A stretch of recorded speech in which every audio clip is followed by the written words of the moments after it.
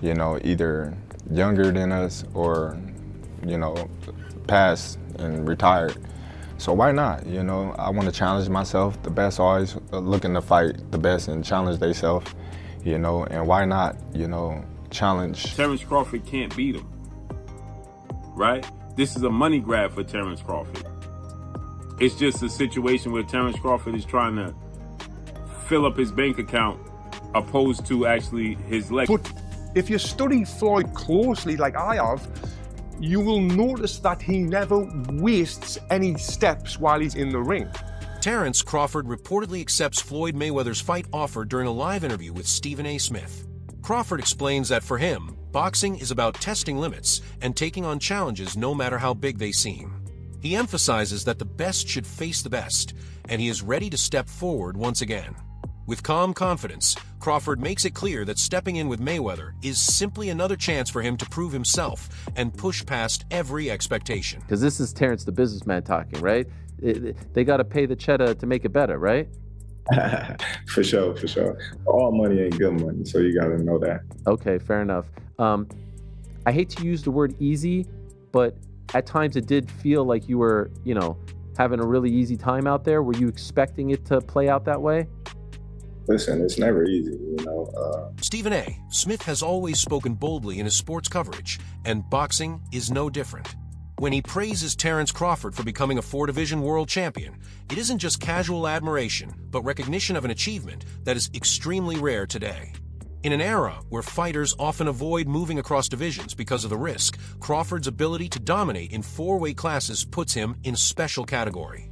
Stephen A. highlights that such versatility shows Crawford's physical adaptability, technical sharpness, mental strength, and constant desire to challenge himself against tougher competition. Terence Crawford is the best fighter on the planet. Pound for pound, he's that dude. In this 4-belt era, he is now the undisputed world champion 3 times over. 140 pounds, 147, now 168 pounds, claiming all the belts. You don't see people doing that very often. Going up against a guy who was perceived as being bigger and stronger, Crawford was strong. Crawford was strong enough to fend him off, strong enough to make him respect his own power. He used his jab, he used his distance. He had poise in the ring, he wasn't rattled. He backed up and moved when necessary and kept us different. He exchanged enough to gain respect when necessary. It was a brilliant, brilliant, masterful fight on Terence Crawford's. Roy Jones Jr., a legend who understands exactly what it takes to rule multiple divisions, has spoken highly of Crawford's brilliance in the ring. He points out that in Crawford's fight with Canelo Alvarez, he showed the ability to borrow ideas from Floyd Mayweather and Erislandy Lara, 2 fighters who troubled Canelo in unique ways. According to Jones, Crawford's talent for studying, understanding, and applying effective strategies makes him different. What impressed Jones most was that Crawford didn't simply copy. He adapted those techniques into his own rhythm, making them even more effective in real time. This adaptability sets him apart from fighters who rely on only one style. People like Erislandy Lara gave you the blueprint on how to beat him. People like Floyd Mayweather also gave you the blueprint on how to beat him. But Bud is more fierce, more fearsome and more angrier and more meaner than both of those guys. So you know if they showed you the blueprint, Bud gonna go out there, take that blueprint and do even more with it, which is what Bud did. So it was never a question in my mind whether Bud really was going to outbox me, just if he could take the punch. And right away he showed, bam, he could take the punch. So I know from that point, if he just slow him down, which he did, he'd be okay. Then late in the fight, what other people still didn't see, late in the fight, Bud started hitting Canelo's body. One of those body shots, I think about the 7th or 8th round, hurt Canelo. I was like, whoa. Bud hit him in the right spot then, and he got Canelo's respect with that too. So Bud fought a very, very awesome fight, fought a beautiful fight, very tactical. Very controlled. Yes, it was a beautiful fight for boxing. It was a beautiful fight. You know, Bud got hit with some shots. He did. He did. He got hit with some single shots going out. You know, he's going out and you know Canelo, if he has you trapped in the corner or along the ropes, it's typically 1 to 2 big shots. You know that if you've watched him. Yep. So you could tell Crawford, as he was going out, he knew the one shot was coming, and several times it landed. He even got hit with a 2-piece. I don't remember what round it was, uppercut right hand that Crawford took well. So when you started seeing him absorb the shots, if you're Team Crawford, you don't want him to take that shot. But if you started seeing that, now you know that, okay. And I think that's what gave Crawford the green light to stay there a little bit longer. He smiled about it. He smiled about it. Yeah. And sometimes that smile can be a lie, and sometimes that smile can mean what I think it meant for Crawford, which is, oh, that's not as bad as I thought it was. The idea of Crawford stepping into the ring with Floyd Mayweather, even in an exhibition, has created heated debate. Critics argue that a fight like this could damage Crawford's legacy. They believe that instead of building on historic wins like dismantling Errol Spence and outclassing Canelo, he would be chasing financial gain over competitive greatness. This view arises because Mayweather's recent career is focused on high-paying exhibitions rather than true legacy fights. Analysts note that Crawford has worked too hard to risk being seen as someone choosing money over history. Others, however, say Crawford's legacy is already secure, and a fight with Mayweather would simply add another memorable chapter. For Terence Crawford, it's just a situation to consider carefully. It's just a situation where Terence Crawford is trying to fill up his bank account opposed to actually his legacy. This is what was being said, right? This is what people perceived Terence Crawford was just attempting to cash out. When fans compare the careers of Mayweather and Crawford, things get complicated. Floyd's record includes wins over some of the sport's biggest names, but critics often point out the timing of those victories.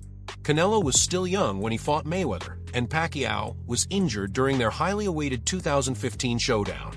Floyd's refusal to grant rematches, especially with Pacquiao, left many unanswered questions. In contrast, Crawford's dominance has come against opponents who were at their peak when facing him.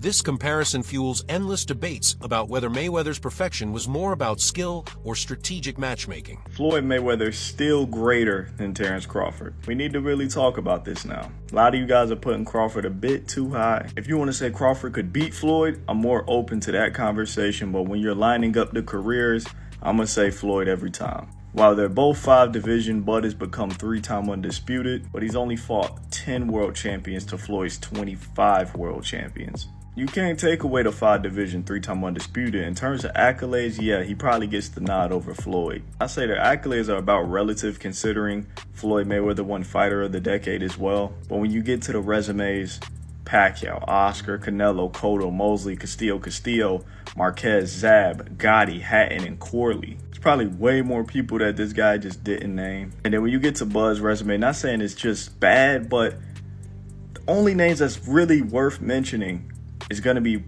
Spence and Canelo. It's not a knock on Bud. Bud was not able to make those fights early on in his career. But I got to tell you guys what it is. Bud's resume just doesn't line up with Floyd's. Take their top 20 wins. Bud don't even got 20 wins to really sit here and name. Floyd got a good 20-something plus. Bud probably got about 10 wins that we could really sit here and name. Floyd's still greater than Bud in my opinion. Tony Jeffries, a respected boxing analyst, has highlighted that Floyd Mayweather's greatest weapon wasn't only his defense or speed, but his mindset. According to Jeffries, Floyd's unwavering belief that he could beat anyone made him truly dangerous. Even in close matchups, Mayweather's confidence in his boxing IQ always gave him an advantage. His ability to read opponents, adjust instantly, and stay calm under pressure separated him from fighters who relied mainly on physical attributes. Jeffries notes that this psychological edge, combined with technical mastery, made Floyd appear nearly unbeatable, which is why he retired with an unblemished record. You need more than that mindset. You need to have the full package of everything that I'm talking about, what Floyd has got. Fighters should only want to get better. The more you win, the more you should work hard. If you think about losing, you're going to lose. All I ever thought about was winning. So that's all I know. Realize his success before he even stepped into the ring. There was no alternative to him but winning. And this mindset isn't just for boxing, it's for all walks of life. And I've actually done a full video talking about how I used this mindset of visualization to win my Olympic medal. And it was an absolute game changer. Now, Floyd used to use this mindset to ease the pressure that he put himself under. And he made himself think like, I'm not under any pressure right now, where he was under immense pressure. Pressure either makes you or break you. Well, you see where I'm at, so it's obvious that I'm the type of athlete or I'm the type of entertainer that can deal with pressure. There's never no pressure. And if you watch his fight in 2013 when he fought Canelo Alvarez, Canelo came in a young, strong, undefeated fighter, but by round 2, Floyd kind of had him figured out. He was reading Canelo's jab. He would slip outside and then come back with a clean counter punch, then move his feet and get out of the way. He basically had the full fight under control, and he was controlling the full rhythm of the fight. He was forcing Canelo to fight at his pace. And this is what he would do in all of his fights. He would get his opponent to do what he wanted them to do without their opponent even realizing it, which is what we call boxing IQ. Now, even though I'm not a fan of Floyd Mayweather personally, because of the time when I did meet him, what he said to me made me just feel like this guy. The boxing world is always eager for exciting matchups, and recently one of the most discussed possibilities is Terence Crawford facing David Benavidez. Benavidez brings size, strength, and non-stop aggression, qualities that would create a new kind of challenge. Fans see this potential fight as the type of high-risk test that could push Crawford further than ever before. Although nothing is officially announced, speculation grows daily. This discussion shows how fans crave legacy-defining fights rather than exhibition events focused on money. Crawford versus Benavidez represents skill versus power, precision versus pressure, a true dream fight for many. This past Saturday, Mexican Independence Day weekend, what he took on defeated another first ballot Hall of Famer, but he essentially jumped up 3 weight classes, technically 2, from 154 to 168, but only had 1 fight at 154 last August against Israel Majamov. Terence Crawford defeated Saul Canelo Alvarez, who is a 4-division champion, 2-time undisputed super middleweight, and the reigning, at the time, super middleweight world champion, undisputed world champion.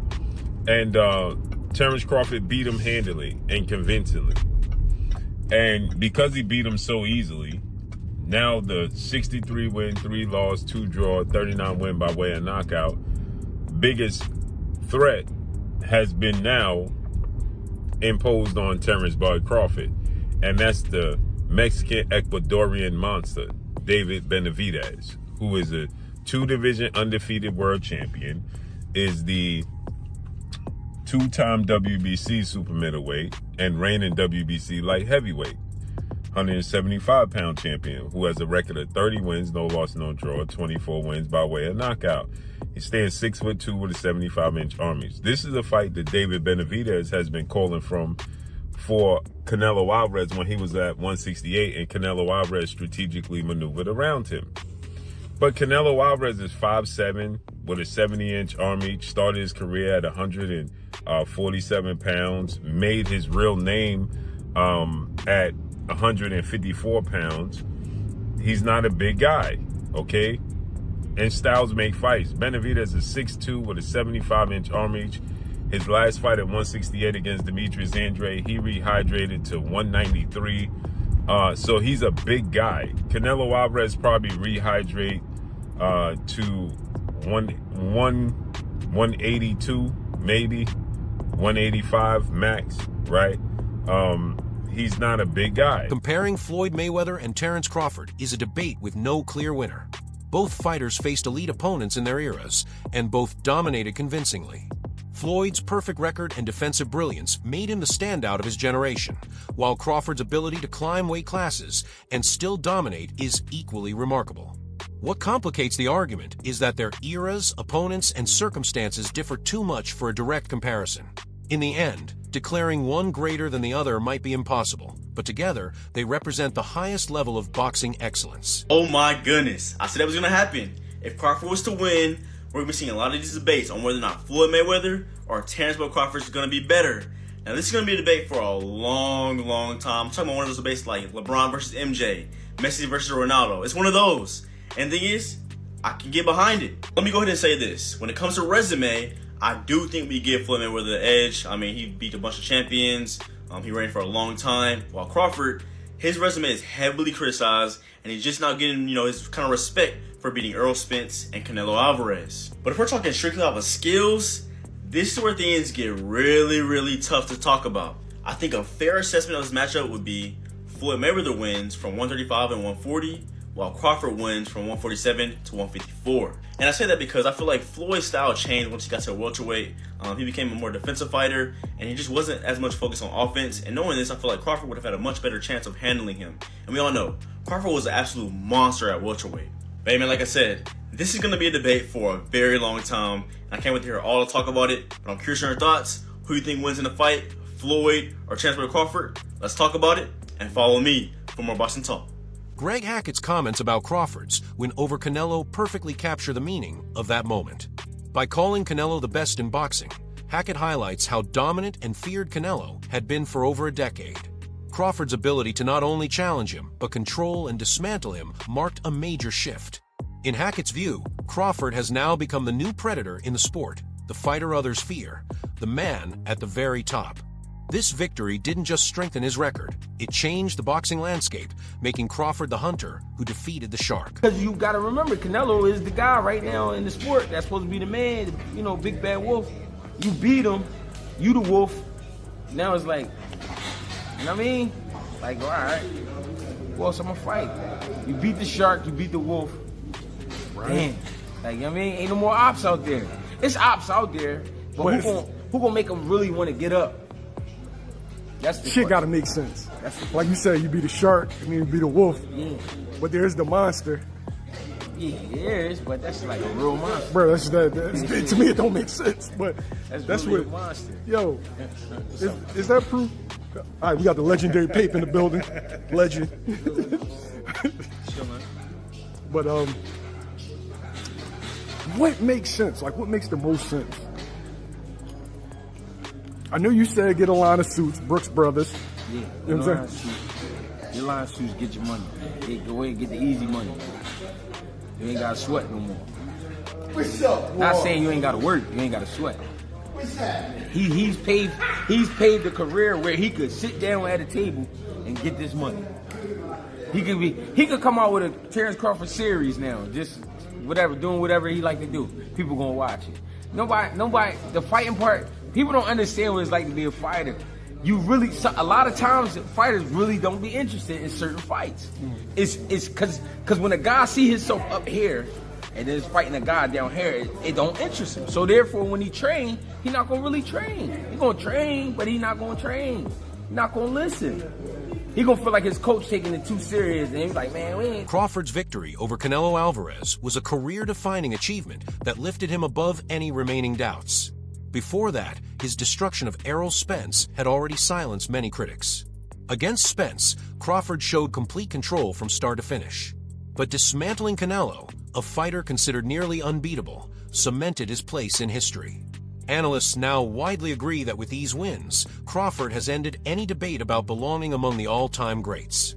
His ability to dominate champions across divisions proves his greatness beyond dispute. I think there was enough action, and I think Crawford displayed his skill enough, even to someone with not the most trained eye, that they know they saw a very high-level athlete perform something at a very high level last night. I think he gained the sports world's attention last night and respect. He already did after Spence, but it went to another level in this fight. And I think even the fight itself, like just from a median level, but then the moments where they were having these exchanges, like kind of late in the fight, then people were like, all right, it was good. Then like, okay. I saw somebody like, they're squabbing. Like, this is a fight here. So I think it did. And Crawford closed the show. Yeah. In 10, 11, 12, he stood in there and landed some hard shots and rocked Canelo at the bell. He didn't, well, James was talking about the great Floyd Mayweather. Floyd would go up on you 8-0 and then coast, and you might as well turn the fight off at midway through the ninth. Like, you know, he's not going to, but Crawford didn't do that. That's it for today's video.